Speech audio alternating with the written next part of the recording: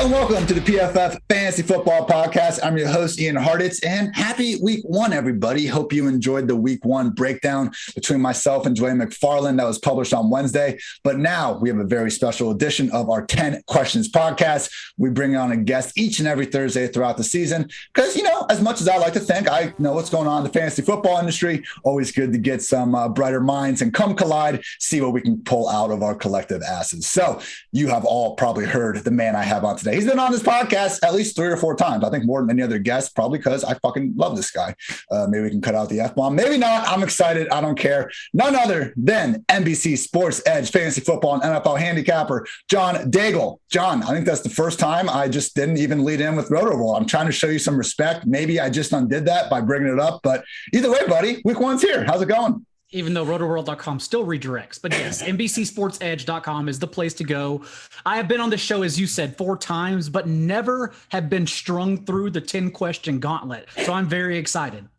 This is good times, man. I'm excited too. Like, I didn't do a ton of guests this summer, and that was more just laziness for me. I sat here in my mom's basement a lot of the time, or on vacation in Florida, and I was like, let's pull up the webcam, worry about me, talk too fast for like 15 minutes, and move on with my day. But I can attest, by the way, vacation is good. It's no longer here, but when it happens, it's very, very good. You say that from Vegas, like you're still not living the life as it's going on. There are main event drafts. I'm recording from a hotel room in Planet Hollywood where I can just stumble downstairs, thankfully, to the draft room that is happening Friday at 6:30. By the way, I'll tweet that link out for everyone to follow along to at that time, at Not J Daigle. So you are more than welcome to make fun of me throughout that process. I love when I'll have a draft or something at 9 or 10 p.m. and I'm at the counter, drinking heavily and doing this, and my girlfriend would be like, Ian, I thought you said you're working tonight. It's like, well, I am, but it's a football draft. So what really is this definition? Like you, when I get ready to complain, and there is a lot of complaining behind the scenes, I have to step back and remind myself that yes, we are having a great time. It is a great day to be great, especially to help everyone, as it's time now. Now's the time we win money. Now is actionable week-to-week content analysis, as opposed to the overarching stuff 3 months in advance that I've gotten so sick of this offseason. So let's hit this hard. It is week one, and we are actually ready to help people get an extra bottle of wine, a better dinner for their partner, a night out. It is ready to go. I love it, John. I love the energy, and you said it best, man. Great day to be great. So let's kick things off. You are becoming the waiver wire guru, I think, of our industry, whether you like it or not. You've been doing the piece over at NBC Sports Edge for 3 years now. Is that right? 3 years now, and unfortunately, I think I'm tied to it. It's done so well. So I will never be able to walk away from it, even though it literally takes me all night Mondays. Yes. Yes, people, seriously, check this out. I mean, I know the usual waiver wire column, here's my top 10 pickups of the week. And, people do a fine job at that too. But Daigle is actually giving you fab recommendations. He's telling you which players you can probably cut from your bench. He's going out on a limb with the predictions that people want to know, but a lot of writers are too afraid to put down because they don't want it to be held against them. So, John, you had your early week 0 waiver wire edition come out, and you had a top 5 available, which you defined as in 50% of Yahoo leagues. So before people bitch at us about these guys aren't available, they are at least available in 50% of Yahoo leagues. So the top 5: Rondale Moore, Elijah Moore, Tyson Williams, Terrace Marshall, and Giovanni Bernard. I want to talk these wide receivers. Walk me through the process behind Rondale ahead of Eli and ahead of Terrace. I understand I am in the minority opinion on Rondale Moore. The initial knock is that he's small. And then once everyone realizes he's 5'7", their brains shut down because they can't see beyond that tiny frame. But the number 4 jersey he wears is actually just Avengers armor. He squatted 600 pounds at 174 and registered the nation's highest SPARQ score for his sheer athleticism when he was initially recruited to Purdue. Arizona also led the league last year with 13 plays per game from 10 personnel, 4 wide receivers, meaning Moore should be on the field all the time, no matter what, in both 11 with 3 wide receivers and 10 personnel.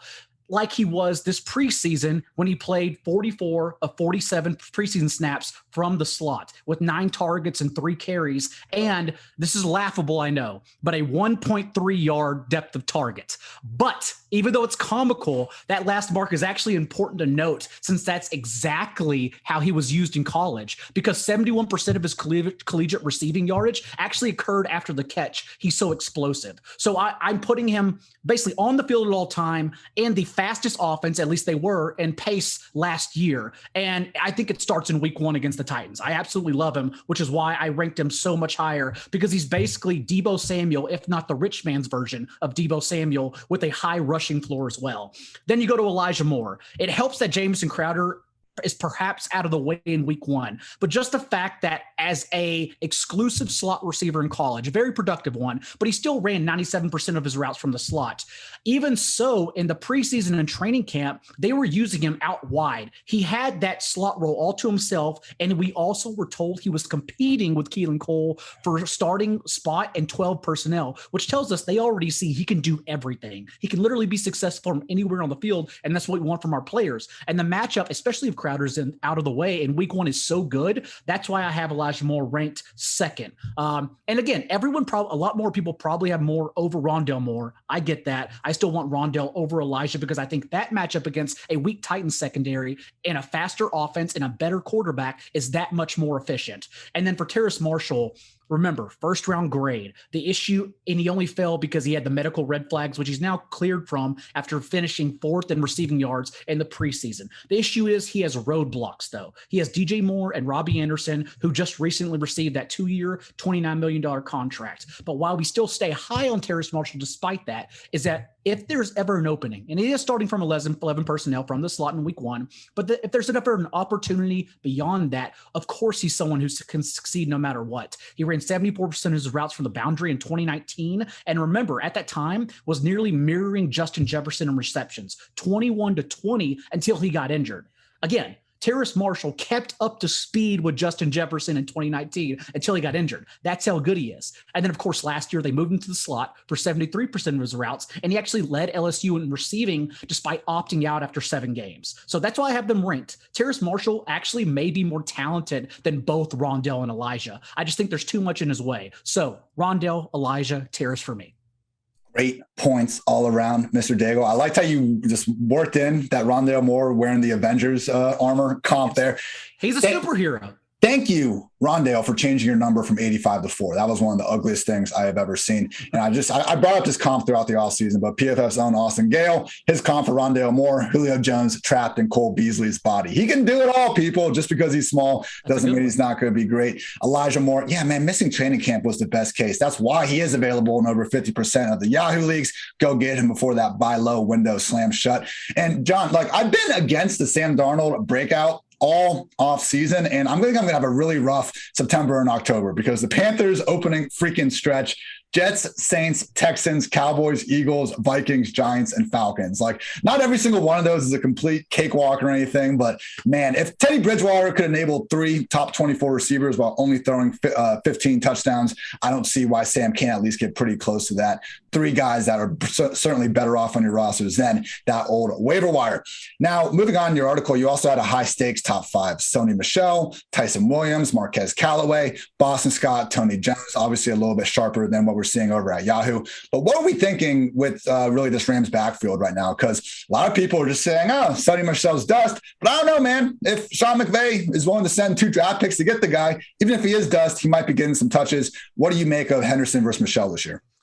The difference in high stakes is also that they've been running since May and June. And so that's why guys like Marquez Callaway and Sony Michel are still on the waiver wire, because there are a lot of leagues that just never would have thought to draft those guys unless they knew 2 months later, which they didn't, they would land in these positions. But for Sony Michel and Tyson Williams, because that's what it really comes down to, if those 2 are available in those types of formats. For me, it's just the fact that if I told you that there was a chance to get the lead running back on the offense that has the easiest projected set of opposing rushing schedule that year, you would want to bid a high amount of fab on that player. And that's what Sony Michel is, because that's what the Rams are projected for this year. We also know that's the engine that pushes them. They have never been a pass-heavy team. They utilize pre-snap motion and running the ball in order to open up their offense because they do it in such an intricate way. They don't go between the tackles to run the ball. They know that's extremely inefficient. They do it in so many other options. And unlike Tyson Williams, the pass catching, the third down role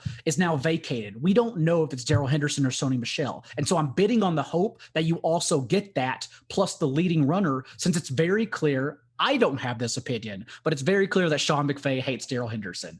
He hates that he can't stay healthy. He hates that his first year he lacked the vision, even though last year when he was given an opportunity, he was very good until he had that high ankle sprain. But overall, they brought him in to clearly at least be the 1B option, whereas that pass catching role I talked about arguably doesn't even exist in Baltimore, right? Like they have thrown to their running backs with the league's 3rd and 4th fewest targets the past 2 years. That's why I think as much as I love Gus Edwards with J.K. Dobbins out the picture, Edwards' ceiling is still capped. That's why I think Tyson Williams' ceiling is still capped. And if he can't reach a ceiling, even though I love those players at top 24, top 26 running backs, Sony Michel at least has that ceiling when he's available. Also, to your point, the last calendar year, Sony Michel's been good. Over 5 yards per carry on a very large sample last season, over 5 yards per carry on a larger sample this preseason.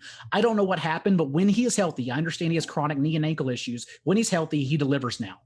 That's the thing, man. Like 2019, okay, I can't find a single good thing to say about Sony Michel from there, but it was such a shame when he got hurt last year because he was actually starting to look like the guy that we fell in love with out of Georgia in the first place. And for those of you saying, oh, get your yards per carry stat out of here, Daigle, fine. Missed tackles, force per rush. Henderson was at 0.16. Michel was at 0.15. Henderson had a PFF rushing grade that was 0.23 or 2.3 points higher, Yards after contact per attempt, which is, I think, one of the best stats for looking at a single running back. Henderson 2.7, Sony 3.4. I'm not even trying to say that Sony is necessarily better than Henderson because of these, but it's at least an argument. And again, just don't write off a situation. If all you can say about a situation is this guy's going to get hurt or this guy's dust, maybe just take a closer look at it because we might be missing out on some value all in on the Sony. It's been great to be able to grab him in some of these anchor 0 RB builds. Hopefully, Sean McVay is willing to feature him and hopefully those knees hold up. Now, you mentioned this before. Tyson Williams, seemingly everyone's long lost favorite RB at this moment. We got Le'Veon Bell on the practice squad. I also saw, intriguingly, Trenton Cannon got signed. So, Daigle, I guess my first thought when Le'Veon got signed, I didn't like it just because when they mentioned Le'Veon, Freeman, these guys that were working out, I wanted them to add like a special teams back so we could keep this committee at 2. With Le'Veon there, I mean, he's not going out there trying to block kicks. So if he's going to be active on game days, which he's not been elevated yet, we'll see. To me, he's going to be active enough to play, 15, 20% snaps. Not that you should buy Le'Veon. You wrote a brilliant article on this very matter. I'm just going to read the entire article to all you guys. Should you roster Le'Veon Bell? No. That's the entire article. And John, I think you nailed it. So good job by you. But basically, let's see what happens here. Because again, if it's Cannon, Edwards, and Tyson, that's great. That's a 2-back committee for me. But if Bell comes in, all of a sudden it's like a Marlon Mack-esque presence. It's not someone you want on your team, but he's at least lowering the ceiling for everyone involved. So I guess what's your feel on this situation? Because I think we're on the same page where you were saying Gus, he has that cap ceiling. And that I think is the problem. He's still a good low end, maybe even upside RB2 with or without Bell, but having Le'Veon there certainly doesn't help if he's going to be active. But remember that last year, this is the same organization that they would healthy scrap Mark Ingram for his ineffectiveness. They understand when running backs are just dust all of a sudden. And that is a guy who was such an important character in that locker room. Every locker room loves Mark Ingram. Have you ever had him on this pod, by the way? I wish, man. Does he do a lot of fantasy pods? I don't know. Him, Jamal Williams are consistently the best characters in the entire NFL. I see some good Jamal interviews. He'd be a great one too. He's amazing. But either way, so to me, even when Le'Veon gets called up, if he gets called up, because they immediately signed Trenton Cannon, like you said, to the 53-man roster. And that is a day after they signed Le'Veon Bell and just stuck him on the practice squad because they know he's much more of a wild card. I genuinely think if he gets called up, he gets a couple carries, they see how ineffective he is because he lost it in Kansas City.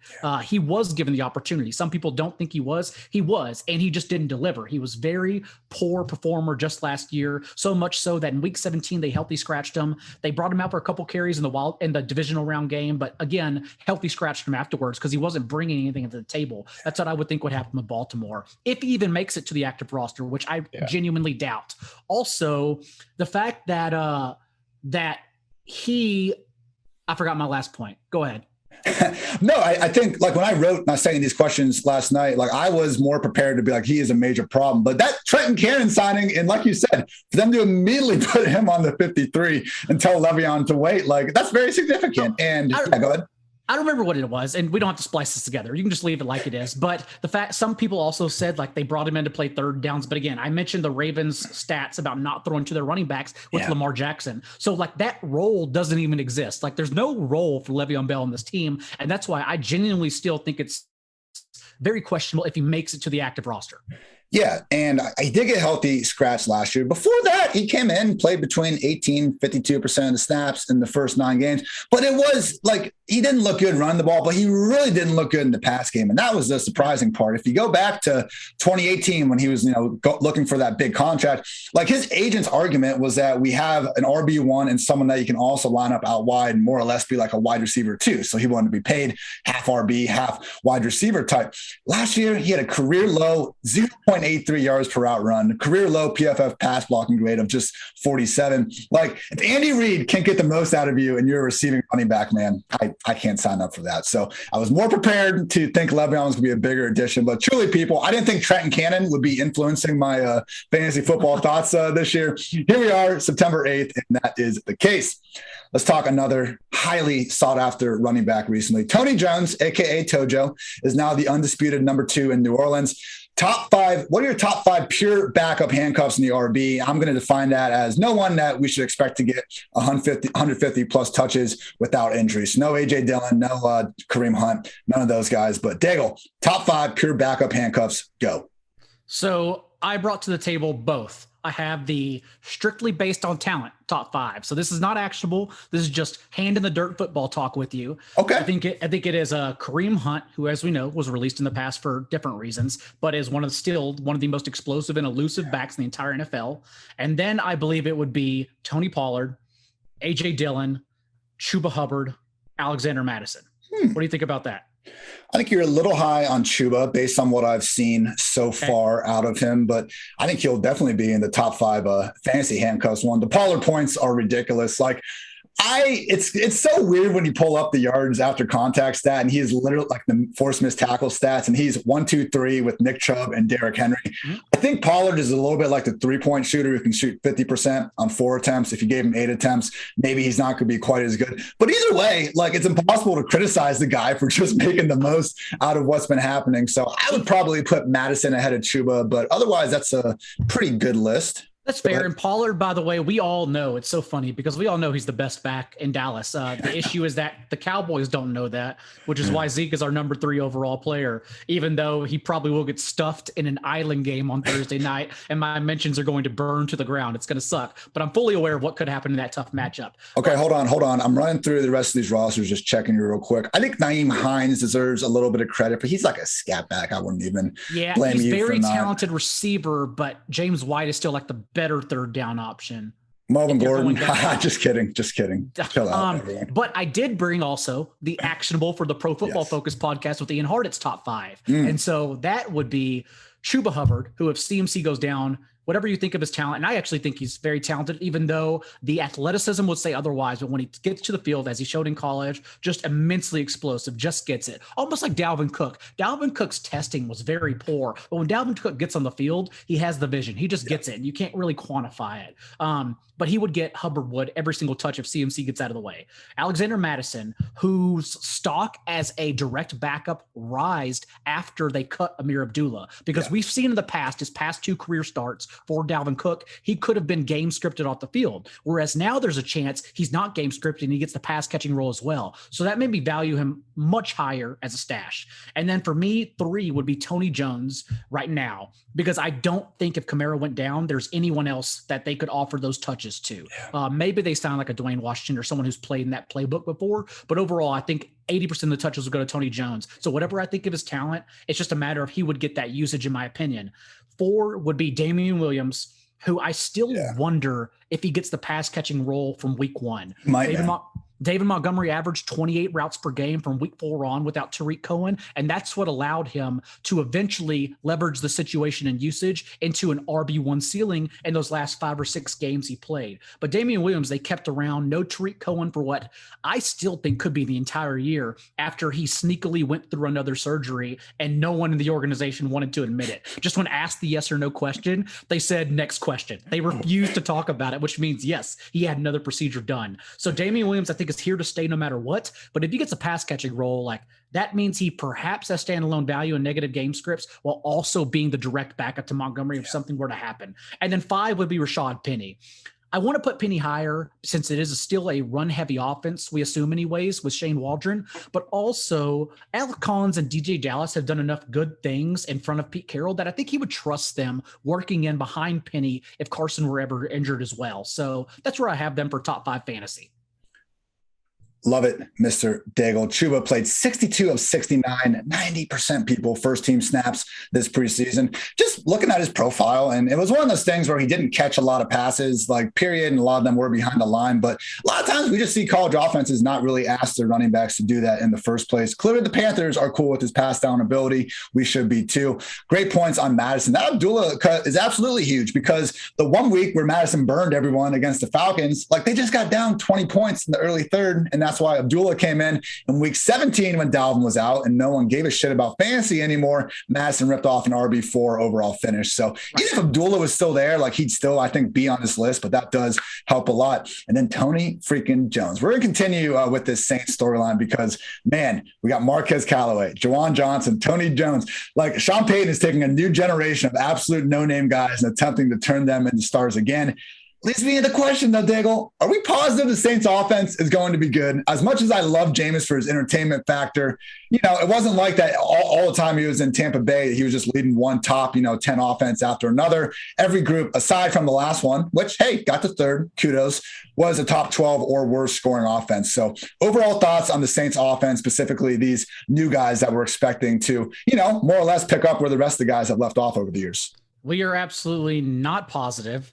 Having said that, I do think Marquez Callaway is hashtag good at the game, 20 yards per catch on 9 targets, who has quietly emerged as Jameis Winston's number 1 target, but also remember did so without Traquan Smith available throughout the preseason. Yeah. That's why if you read the waiver wire column in NBCSportsEdge.com, I have Traquan Smith listed in the rankings among wide receivers, and it's because I know he's had an opportunity in the past, but he did so with Drew Brees, who has always had one of the lowest ADOTs in the entire league. Whereas now we get Jameis Winston. So it's an unknown situation, but far too often unknown situations get correlated as bad. Like what if Traquan Smith is just better with a downfield attacking quarterback? That also is in his range of outcomes. So I'm also okay with just picking him up if you need like a wide receiver stash, hoping for a ceiling, because that's someone like Nico Collins as well. Honestly, I know your boy who you could envision yourself spending 5 to 10x more in fab in week 2, whereas you can get them for $1 or $2 right now, all because all they have to do is still surprising, but surprise us and lead the team in target share. And suddenly everyone's betting on them. So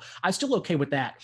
My issue for the offense is that will Sean Payton actually feel comfortable and safe with Jameis Winston under center? Because last year with Drew Brees, the Saints ranked 9th in plays per game. But without him, Sean Payton took his foot off the gas and they ranked 22nd in plays per game with any other quarterback. So is Sean Payton going to feel comfortable now that Brees is under center and he's had a whole offseason to work in 2 other quarterbacks? I don't know. That's what I'm concerned about. Yeah. And, I wrote an article before this situation got settled about like, who do we want to win between Jameis and Taysom? And I like writing an article where it actually changes your opinion as you kind of go through the data. And this was one of those because I was like, I hate Taysom Hill with every fiber in my body. I hate Taysom Hill, the fantasy player. I'm sure he's a perfectly fine real life Mormon and all that. But going through this, like Jameis, man, I was just surprised to see he hasn't been this fantasy god throughout his career in fantasy points per game. QB 19, QB 20, QB 18, QB 15. In 2019, when Bruce Arians said, throw your damn heart, like throw the ball downfield to your heart's delight, QB 8. So like that was great. But Sean Payton like said this, I think it was in one of the preseason games, the announcers were just talking about the situation. And Payton was like, I can guarantee you Jameis will not hit that interception total. And he's not going to hit that because 1, if he starts getting close, Taysom Hill is going in the game. And 2, this isn't going to be the same just gunslinger YOLO D-gap offense I think we saw Jameson before. So I was actually hoping for Taysom because I figured no Michael Thomas, Kamara's going to get his no matter what at this point. And Taysom, as we saw last year when he's running around like a chicken with his head cut off, it is actually productive for fantasy because of his rushing workload. So with Jameis, we do have Callaway, we do have Traquan, we have those guys with more of a chance to succeed. I do just wonder if we're looking at, a below average scoring offense. And unfortunately, those guys don't ball out maybe as much as some of the more hopeful folks out there want to believe. And they could be still a below average scoring offense, but maybe also it's just a better Jameis. Maybe he's more mature because he did play much more efficient in the preseason this year. Maybe it's LASIK. Maybe it's the weight loss. It could be a lot of things. Like maybe he just finally hit his head to be a professional wherever he's at. And like, so maybe he's just better overall.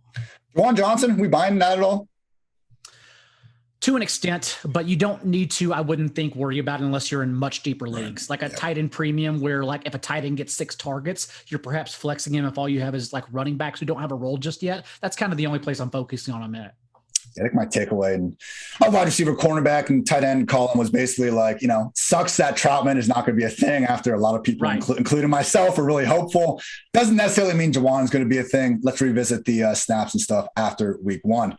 All right, John. And most of that stuff was from, again, your excellent waiver wire article. I'll be sure to retweet that on my old Twitter account along with this podcast Thursday morning. Let's get serious now because you are quite the cocktail master. And, we have shared quite a few over the years. And, as someone that is usually just, taking shots of whatever whiskey I can get my hand on, it's good to be around, more educated scholars like yourself when it comes to the cocktail game. So I want your AJB wide receiver 1 cocktail, the go-to beast. It's going to be just as good today as it will be in 10 years, and it's already awesome. So what's your go-to?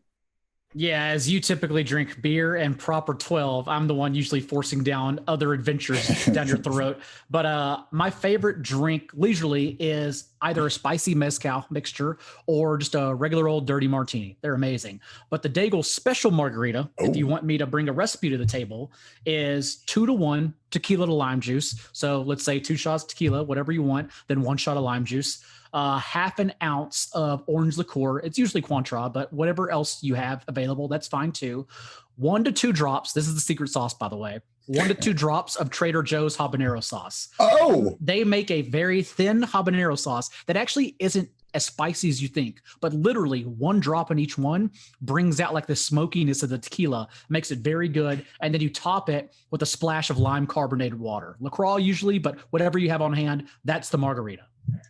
You're really going to make me a Trader Joe's guy with this. Julie's been trying to drag me there for freaking years. I like Trader Joe's, and they're like, if I want chicken or meat or whatever, that's fine. Would it kill them to give me my freaking Pringles and my Oreos and the snacks I've been addicted to for 28 years? They do only have multi-grain Doritos. Yes, you're correct. That's my one beef for Trader Joe's. If you guys can merge with like Walmart or something, I am all in. Probably not going to happen. Never going to happen. Anytime soon. All right, Daigle, I got a, twisted situation to ask you a pretty simple question, which is pretty much the story of my Twitter. You're walking alone in Stamford, Connecticut, and suddenly get kidnapped. Kidnapper says, you're going bye-bye unless you hang your hat on the correct QB having a bounce-back season with their new team. So basically, long story short, out of these quarterbacks on a new team, who would you bet your life on actually being good? Carson Wentz, Sam Darnold, Tyrod Taylor, Jared Goff, Jameis Winston, Teddy Bridgewater, or Andy Dalton. And just real quick, by the way, when I had to count these guys up, I was surprised to see how many just new quarterbacks we have switching teams. Wentz, or I guess I forgot Matthew Stafford in there, but he is obviously out of the picture because we know he'll be good. So excluding Matthew Stafford, who you got out of these guys? And most of them have someone lurking over their shoulder early on. That's true. But you mentioned the schedule of Sam Darnold earlier, and that's what sort of always brings us back to him. Not only that, but just the fact that Joe Brady helped engineer Teddy Bridgewater to throwing for a career high in passing yards against what was, in hindsight, the league's toughest passing schedule. Now we have a much easier schedule, a quarterback that will at least throw downfield. I don't know what the hell happens when Darnold throws downfield without Adam Gase, but I would love to find out because DJ Moore was being drafted in the 4th round, Robbie Anderson in the 6th and 7th, Terrace Marshall into the mid 12th, and even Dan Arnold was creeping into the final 3 rounds of high stakes leagues, which tells us that if Sam Darnold's going in that range or undrafted altogether, something's off. Someone's wrong here. And I genuinely think it's because Sam Darnold isn't being valued properly in a post-Gase life. And that's why I've been betting on him everywhere. That's why I think he's still, for people who are psychos and haven't drafted yet, still have a draft to go on Friday, let's say, I still think he's the perfect Band-Aid to have with Trey Lance, who, as we know, 49ers have a week 6 bye, whereas the schedule you mentioned earlier, their first 6 games, like it's perfect. You could just start Darnold every single week and be comfortable about it as long as he just doesn't suck overall. And I'm not banking on that happening. So I love Darnold this year. Yeah, I guess the one possible ray of light I see with Darnold, and originally I was thinking of it more as a negative, but I have a soft spot for these off-script quarterbacks that usually can't work within the confines of an offense. Drew Lock, even like Jeff Driscoll, when we see him out there, he's not doing anything good, but when you watch him play, it's at least more entertaining than just someone that sucks from the pocket all game. And Darnold, in the preseason, had the second lowest average target depth out of any quarterback. Small sample size, but hey, what do we always talk about with those guys? Like, can they actually work from within a system and then conjoin that with the ability to, get out of the pocket, make something happen when the play breaks down? Because Darnold, like his good plays, the dope throw he had against the 49ers last year, the Colts one, like we can name his great plays on one hand, it seems like, from last year. But either way, that comes when he's out of the pocket doing the playground ball. That's why he was actually decent at the end of his rookie year with Robbie Anderson out there making plays. If he can have that, combine that with Joe Brady's schematic genius and just get the ball out of his hands to all these playmakers. Hey, John, I guess it could happen at least for the first 2 months of the year. And I know we had a lot of discussions during our best ball streams this summer, which we are hoping to bring back next summer, about you were worried that Sam Darnold just wasn't good at all. And you used to cite the fact that Joe Flacco was good when he got the opportunity. But I would just say the rebuttal is that Joe Flacco was not a quarterback who needed developing. 11 personnel, chucking it downfield is what Joe Flacco was early in his career and what he's perfect to do as a veteran. He was actually pretty good last year because Adam Gase never altered the offense whatsoever for the defense. Imagine that. Imagine game planning to win. Never happened. 11 personnel, no pre-snap motion, chuck the ball downfield. That's not Darnold's game. Like, Darnold can evade pass rushers and dump it off and manufacture plays with yards after the catch. And so I do have a lot of hope for him this year. For all you people laughing about John saying Flacco was actually pretty good last year. He was good. He started 4 games. He produced point totals of 27 and 28 in 2 of them in that atrocious offense that we have largely seen no one do a damn good thing in for the better part of because the past, they have receivers that like Rashad Perryman and Denzel Mims that are good at literally just chasing balls downfield. Now we have to tell the Jets this year and Robert Saleh about Denzel Mims because he isn't aware of that clearly, but yeah. Free Denzel Mims, people, one of these days.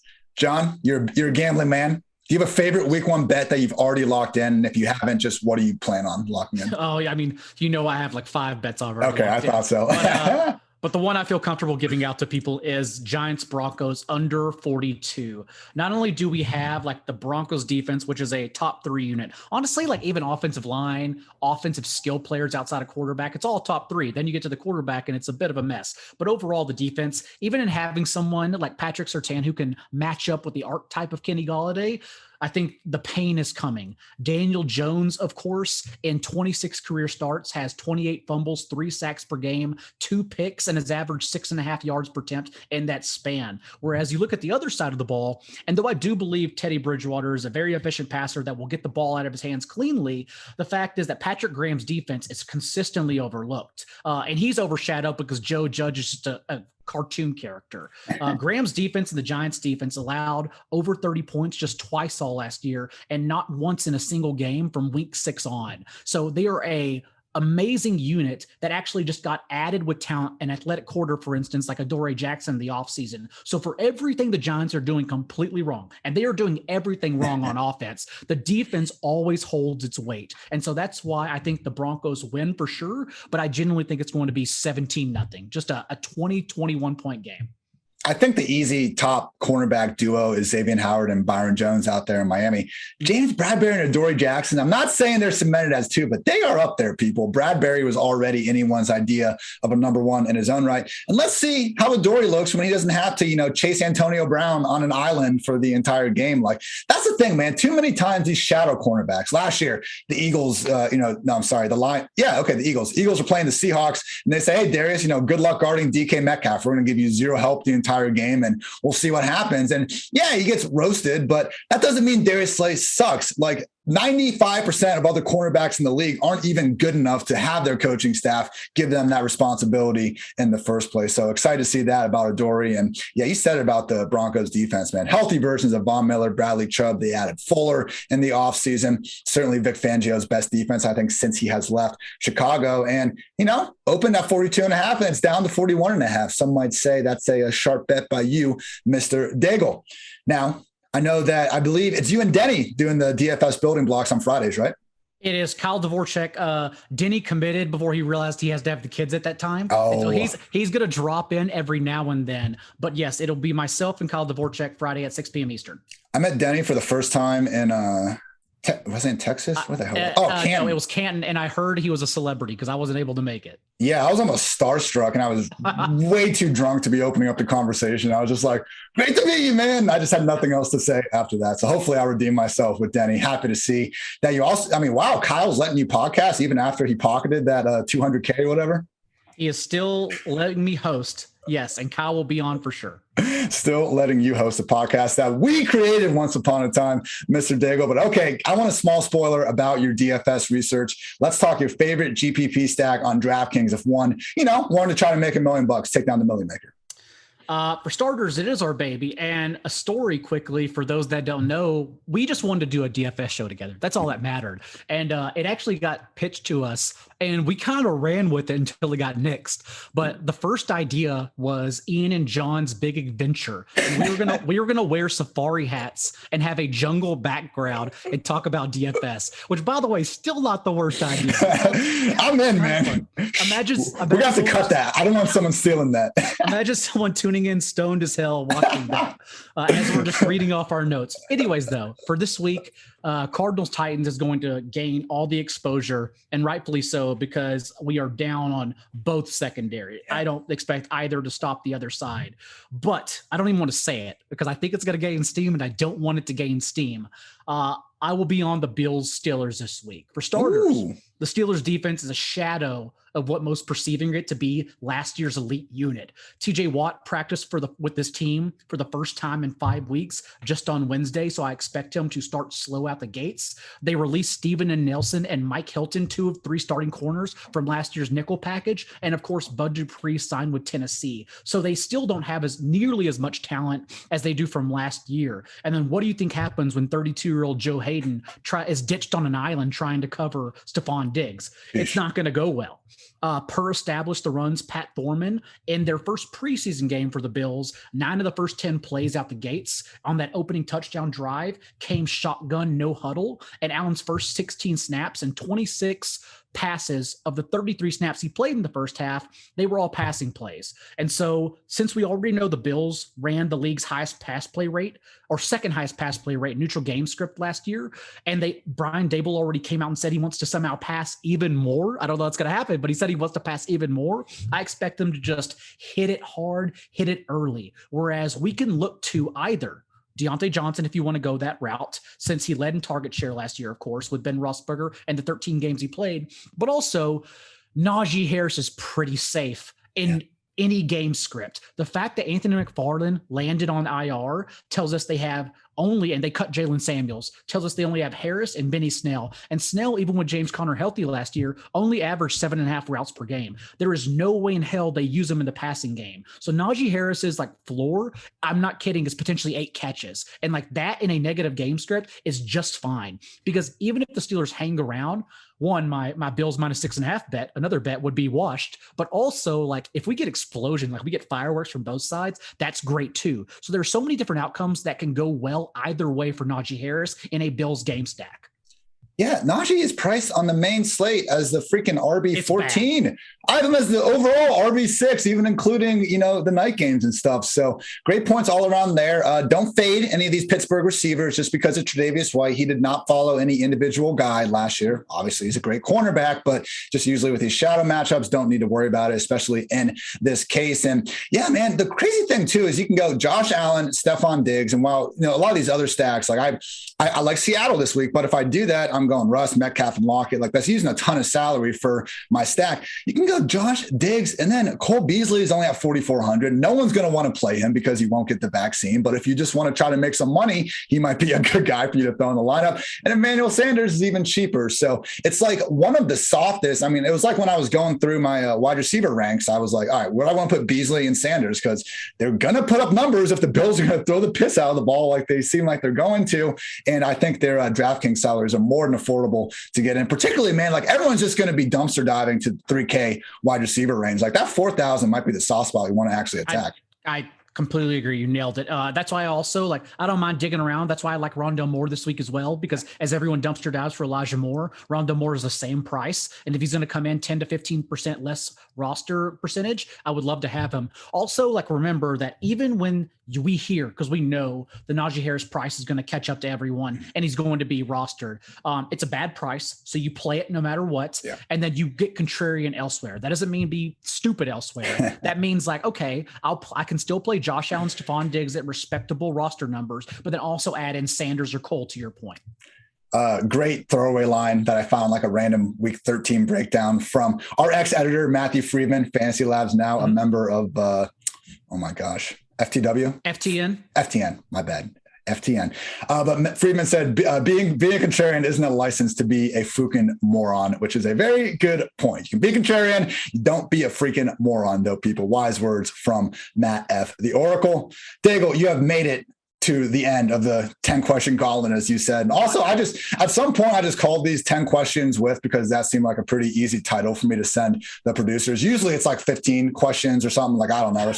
It just works out. One of those things. I see this YouTube account I follow, and they just say 3 minutes of this. And the videos are 6 or 7 minutes long every time. So I appreciate it. Little play on words from your boy there. But anyway, Cowboys, Buccaneers, Thursday night, first game of the freaking season. You're a long suffering Cowboys fan. I am also a Cowboys fan, although I think we both agree when you got to work day in, day out, we've certainly become much more, hey, go players, not exactly crying my eyes out every time the Cowboys have a rough game. Buckeyes, that's a different story. Cowboys, it is what it is these days.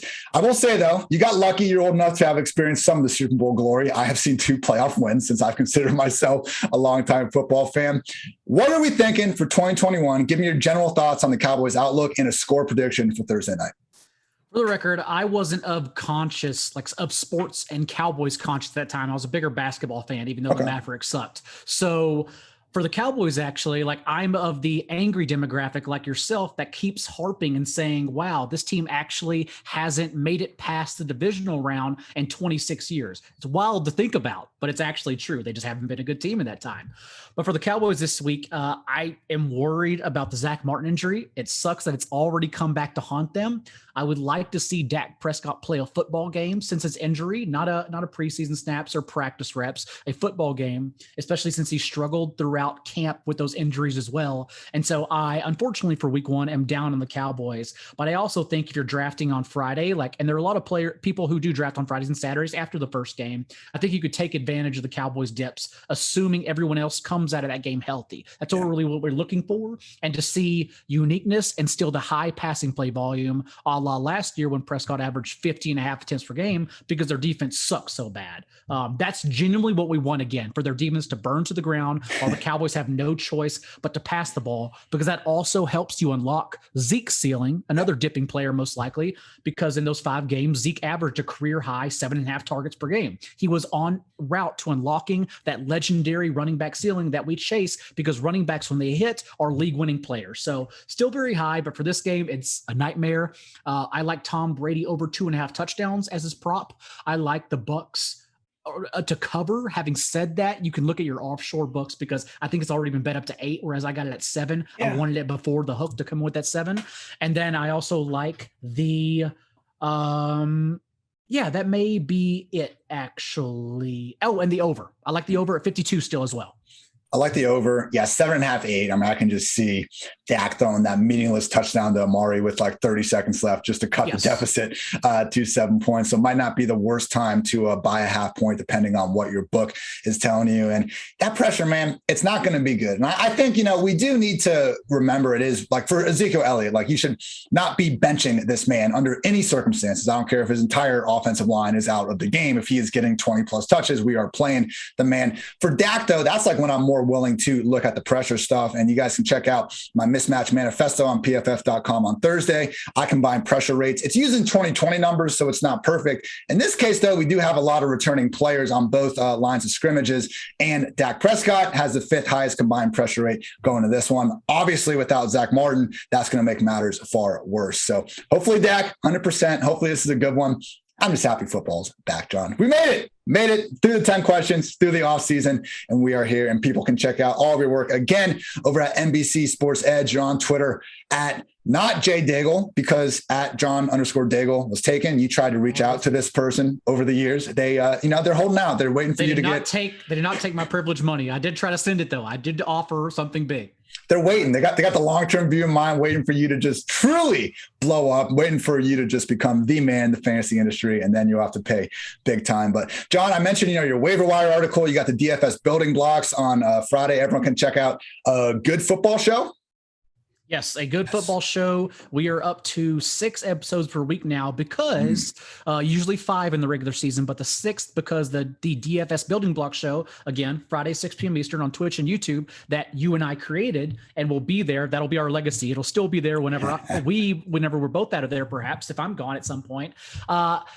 You can check the podcast out now. It'll be in on Saturday morning in your feeds. It's becoming a podcast as well as a video stream finally. So definitely subscribe and get all 6 episodes every week. John, we got Pat, Denny, Kyle, another Pat. Wow, 2 Pats in one company. That's got to be confusing. We call them Rotopat and Kareem behind the scenes. Yelling Pat doesn't work anymore. But truly, people, at not J Daigle, and I'm assuming everyone follows at NBCS Edge FB, but the artist formerly known as Rotoworld is the best news source in the game. And as someone that came up doing news, I know firsthand how freaking annoying it can be and how time consuming it is. So credit to all you troopers for continuing to lead the industry in that facet of the game. Again, he is John Daigle. I am Ian Hartitz. This has been the PFF Fantasy Football Podcast. Appreciate you guys tuning in as always. And until next time, take care.